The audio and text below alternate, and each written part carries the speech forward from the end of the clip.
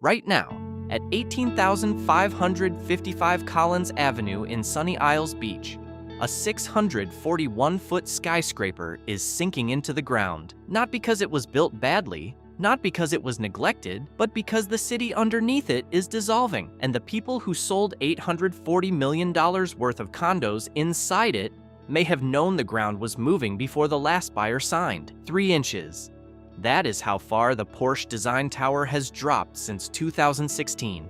A building worth more per square foot than almost any residential tower in the United States, sliding downward at a rate its own engineers did not predict.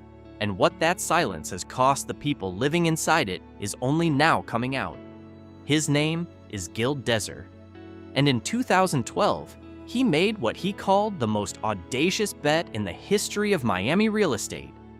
He paid $36 million for the oceanfront site at 18,555 Collins Avenue in Sunny Isles Beach, Florida, a thin strip of barrier island between the Atlantic Ocean and the Intracoastal Waterway 6 miles north of Miami Beach. It was, he said, the most coveted beachfront address in South Florida. His vision was explicit and enormous. He would build a 60-story residential skyscraper, the first in the world where residents could ride an elevator while still seated inside their cars. He called the elevator the Deservator after himself. He brought in Seeger Suarez Architects, one of Miami's most celebrated luxury firms. He licensed the Porsche design name from Germany's Porsche Design Group, signing the master licensing agreement in 2012, the first time a global automaker had ever put its name on a residential tower anywhere in the world.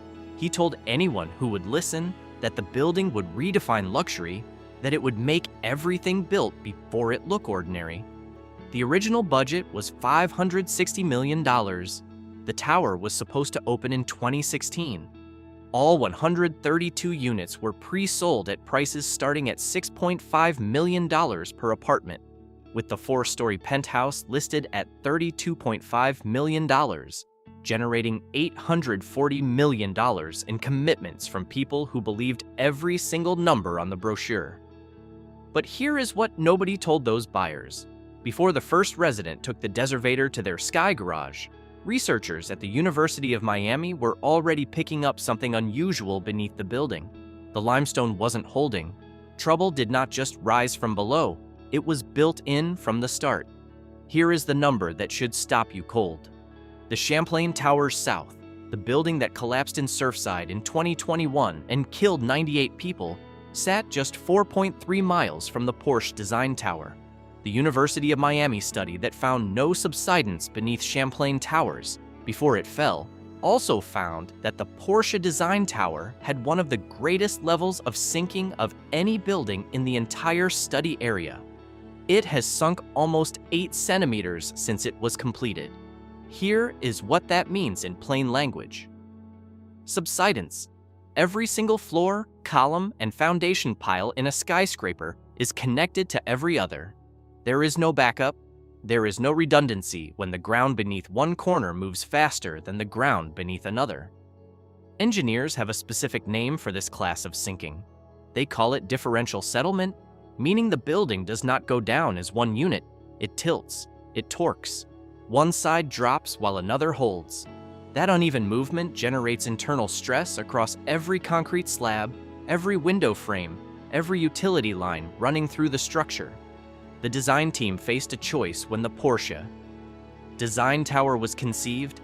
They could conduct deep geotechnical analysis of the barrier island's specific limestone layers beneath that exact site, the expensive, time-consuming route, or they could rely on the standard pile foundation system used across Miami's coastline and assume the ground would behave as it always had. Cost and schedule drove the decision. The models checked out, the permits were approved, the concept worked on paper. Pile foundations in Miami were designed to accommodate several tens of centimeters of total settlement in a structure, but that margin left almost no room for the scenario where parts of the ground moved at different speeds. The sand and limestone layers beneath Sunny Isles Beach do not behave uniformly. The weight of a 641-foot tower pressing down unevenly on those layers, combined with the vibrations of neighboring construction and the daily movement of tidal water through porous rock, could accelerate the separation. The vulnerability was built in from the start. Stay with me, because what comes next is worse. The warnings didn't start last year. They didn't start after the building opened. Geophysicists began documenting ground movement beneath the barrier islands north of Miami, while some of the buyers were still waiting to take possession of their units. By 2016, the Porsche Design Tower had completed construction, and the satellite record was already beginning to tell a story. The subsidence rate was measurable. The trend was downward. The response from the tower was none on the public record. By 2017, the building opened to residents.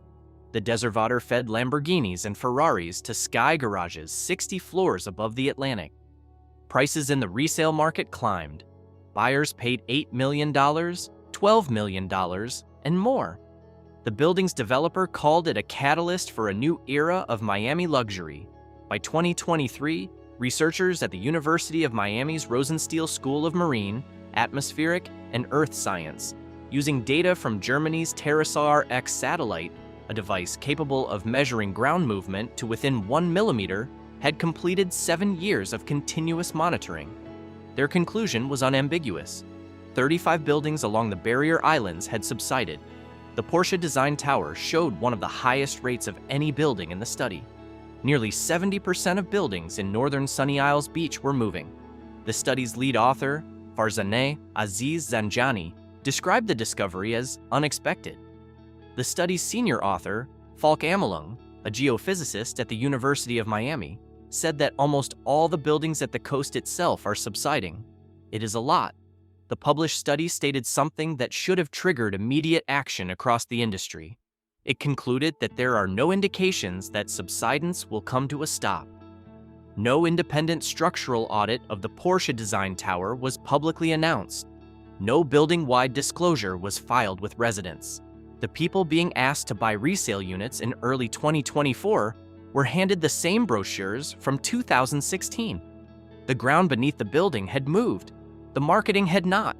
The question was no longer whether the Porsche Design Tower was sinking. The question was how long the people responsible for selling it had access to the monitoring data and what they had done with that information while the Deservator kept running. If you want to follow this story as it keeps moving through the monitoring data and the courts, subscribe so you will not miss what comes next. Right now, as you watch this, construction cranes are still rising along the Sunny Isles coastline. New towers are going up on the same barrier islands, on the same limestone, on the same sand. Florida's response to the 2021 Champlain Towers collapse was supposed to change everything. The state passed Senate Bill 4D in 2022, a sweeping condominium inspection law requiring structural inspections for all buildings 3 stories or taller, starting with those 30 years or older within 3 miles of the coast. It was supposed to be the safety net. Instead, it revealed a worse problem. The law addressed aging structures. The Porsche Design Tower is 10 years old. It does not trigger the mandatory inspection threshold. The buildings identified in the University of Miami's 2024 subsidence study, many of them under 15 years old, exist in a regulatory gap the new law does not reach. The study's conclusion made this explicit. The study stated that while South Florida high-rises are designed to undergo several tens of centimeters of settlement of the entire structure, differential settlement induces internal stresses that can lead to structural damage.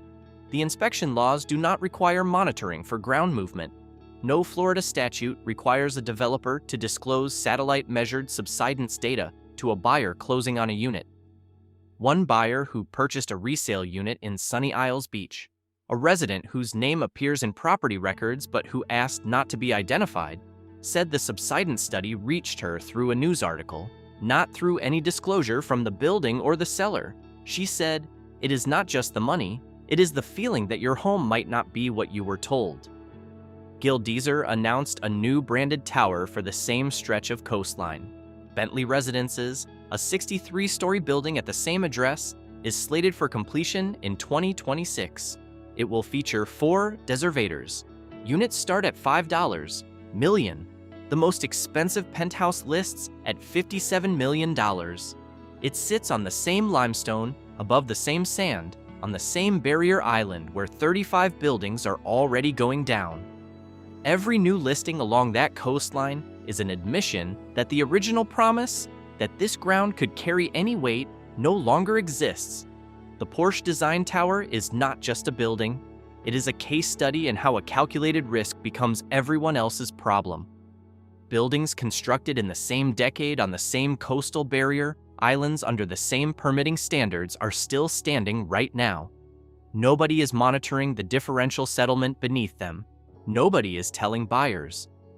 Right now, at 18,555 Collins Avenue in Sunny Isles Beach, Florida, a 641-foot skyscraper is sitting 3 inches lower than it was when its buyer signed. The deservator is still running. The cars are still going up. The ground beneath the Porsche Design Tower has not been publicly explained. No independent structural engineer has filed a public report answering what happens if the differential rate accelerates.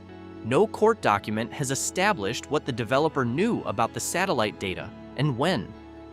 The people being asked to buy into the next tower on that strip of coastline are being handed a brochure without a single public accounting of what is happening beneath the one that came before it.